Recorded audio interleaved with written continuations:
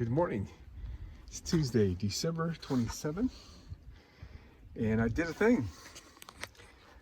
These are the original batteries that came with the bus when I bought it, and they're about 5 years old. And I know for a fact I killed them stone dead once, maybe twice, a few years ago. And I'm honestly surprised they lasted this long.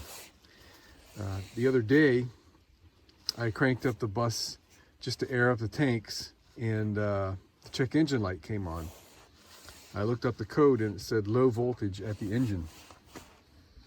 So I thought to myself, you know what? I'm not going to push this anymore. So I went ahead and I changed the batteries, 2 brand new ones, the same cold cranking amps. There are some that are over 1,000 cold cranking amps that I would have rather had, but not where I happen to be in South Carolina right now. So we've got some new batteries. I guess I could have showed the whole process, but it's pretty straightforward. Alright. There they are. The tray slides out.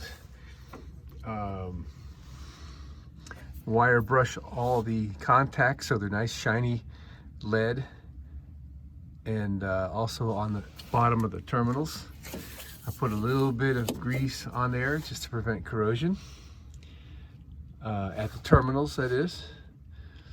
And there you go. And little just word to the wise here, this is the manufacture date of the batteries, so these have only been sitting around for a couple of months.